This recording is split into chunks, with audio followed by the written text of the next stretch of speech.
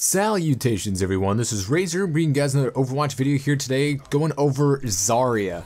Now this Zarya gameplay is something that's very easy to replicate. I didn't pick like something where I go super ham, I get a ton of high energy kills, or like 3 or 4 fat grabs that kind of, inflate the stats.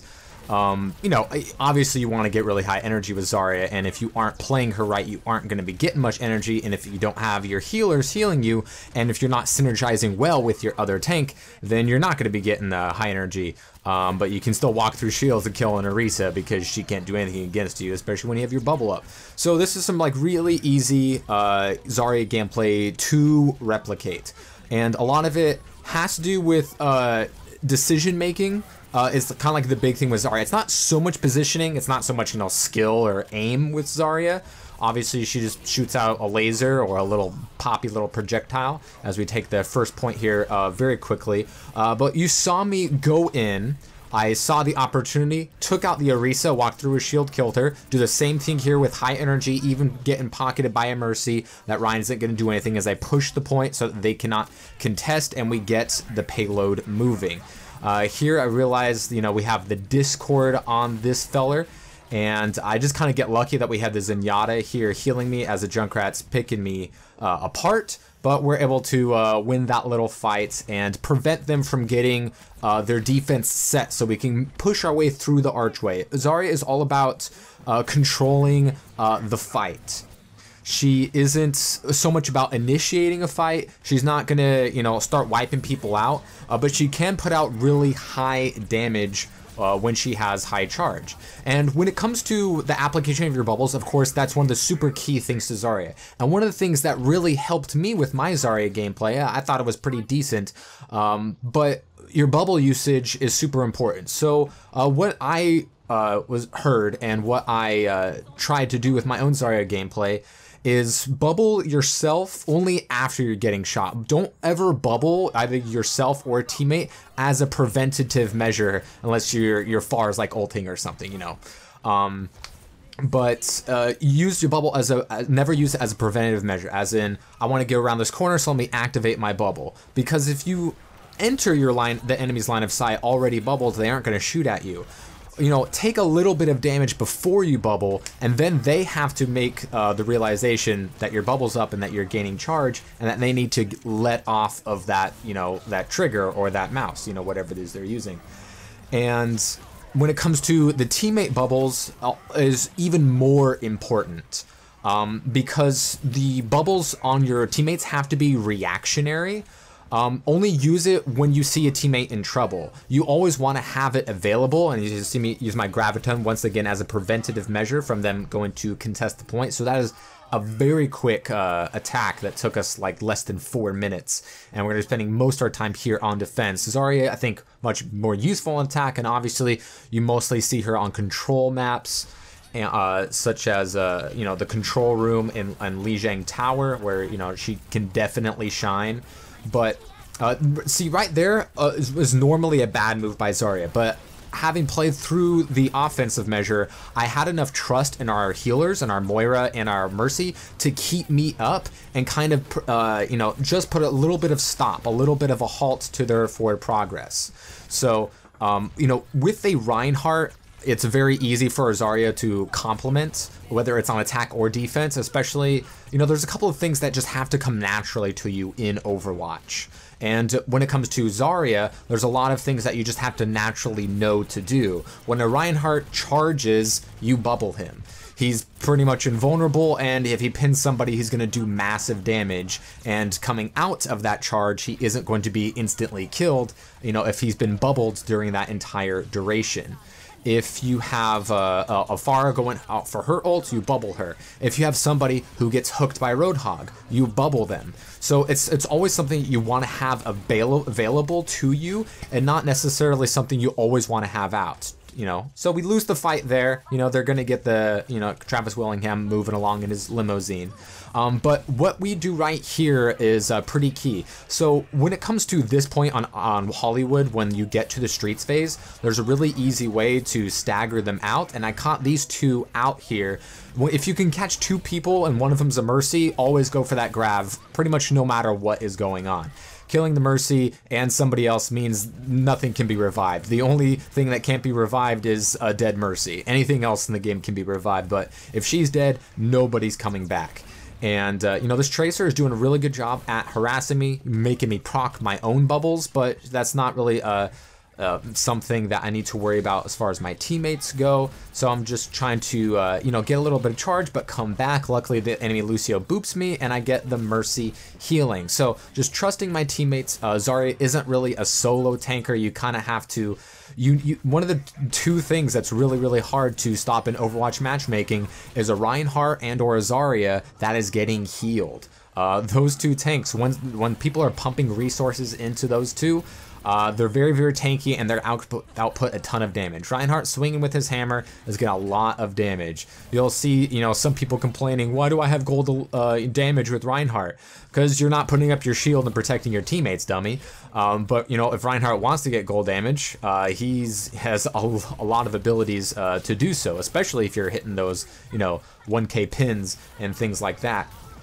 But, you know, if you're pumping a lot of resources into Zarya, keeping her up, if you're keeping Zarya up, then she can keep you up with her bubbles, and if she's keeping you up with her bubbles, she's getting high charge, and if she's getting high charge, everything's going to be melting in front of her. So here, I get my Graviton, I'm telling my teammate, I have Grav, heal me, heal me, heal me, so I get the heals, so we can, you know, stop them, because they can really snowball in this situation. Have to wait for the right moment. No defense matrix, Diva's up in the air. We get the Grav. Reinhardt comes with the charge. He gets the kill on the Hanzo, and the Diva gets demeched, and then just the rest of them are slim pickings. We're able to easily take out that Winston, and that is pretty much a team kill right there. If they could have gotten around that corner, and we lose our Reinhardt and our Mercy, then things can just get to point C really quickly from there. But using the Grav sort of as a nice preventative measure, obviously grabbing is all about timing and, once again, decision making, and that one was a definite overextension, not my best moment. But Zarya can control a fight very well with her bubbles. You know, Diva is self-destructing. You see a teammates that doesn't have a mobility, like a Mercy with nobody to fly to, that's just an automatic bubble. That's something you don't even have to think about. I was able to bubble a hooked teammate earlier, and it just kind of has to become second nature to you. Use your bubbles to help your teammate that is already in danger. The Mercy is away from you, they're flying towards you, that's a bubble. Instead of trying to bubble, you know, someone on high ground, or, you know, even if Pharah has taken a little bit of damage, it's much more important to keep your Lucio alive so that he can speed around the corner and then heal your team. And here's where we definitely go on the offensive here. We get the hammer down, but they counter with the Transcendence, and that's really key.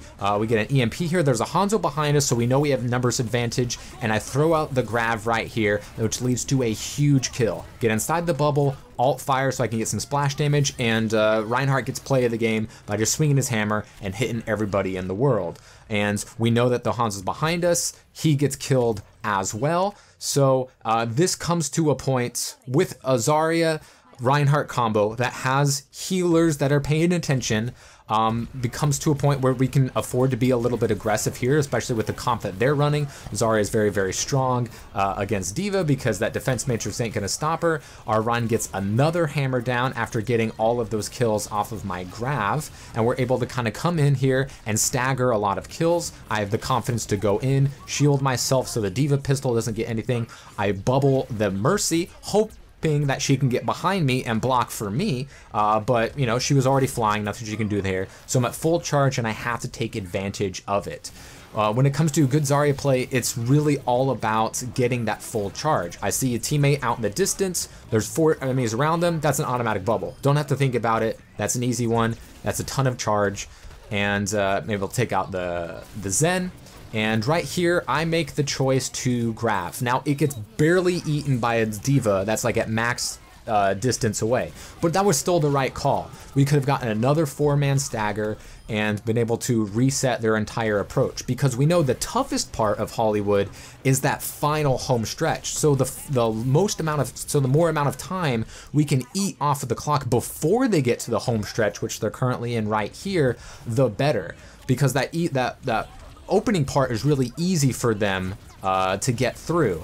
So you know, the more time we can eat off the clock, you know, Reinhardt gets the hammer down. I see the Mercy. That's going to be my #1 thing because, you know, she can ult and res some people, and we kind of just take the fight from there.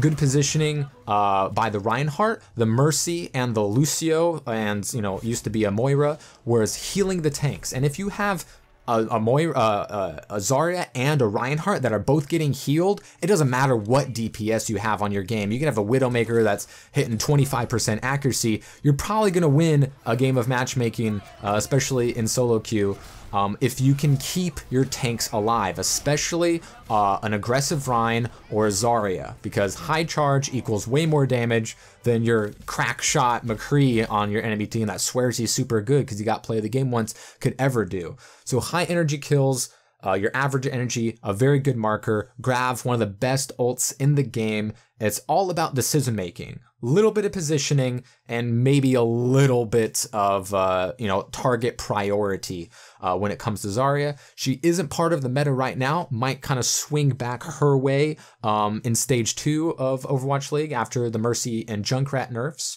but she's definitely always have applicability. And when it comes to competitive play, Zarya players, when it comes to anybody that plays tank, those are the highest ones that you see ranked. You know, Roadhog is more of a DPS, but yes, he is a tank, so you'll see a lot of Roadhogs up there.